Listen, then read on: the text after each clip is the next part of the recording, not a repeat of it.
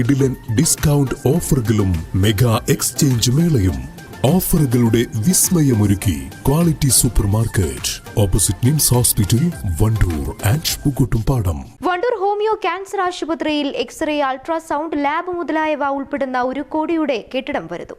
കെട്ടിടത്തിന്റെ ശിലാസ്ഥാപന കർമ്മം ആരോഗ്യമന്ത്രി വീണ ജോർജ് ഓൺലൈനായി നിർവഹിച്ചു. ചടങ്ങിൽ MLA AP അനിൽകുമാർ അധ്യക്ഷത വഹിച്ചു. National AYUSH mission state annual action പ്ലാനിൽ ഉൾപ്പെടുത്തിയാണ് നിർമ്മിക്കുന്നത്. ജില്ലാ പഞ്ചായത്ത് അംഗം KT Ajmal, PT Jabeeb Sukkeer, C Jayaprakash, Kappil Murali, CT Cherry, ആശുപത്രി chief medical officer doctor Vinu Krishnan, resident medical officer P Shibina, medical officer P Jibil തുടങ്ങിയവർ പങ്കെടുത്തു.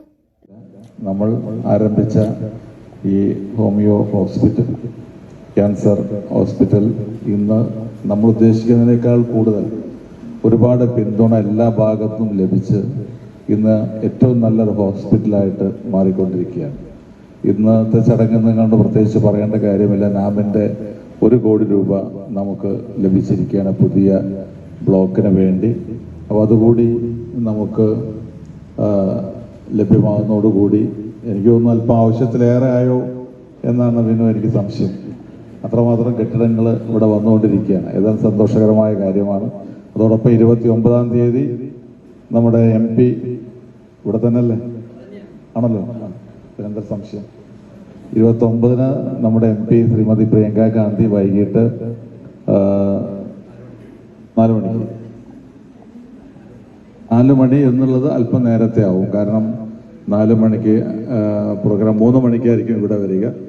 4 മണിക്ക് നമ്മുടെ ഇടവണ്ണ വേറെ പ്രോഗ്രാം വന്നാൽ 4 മണിക്ക് അവിടെ 3 മണിക്ക് ഇവിടെ എത്തിച്ചേരും.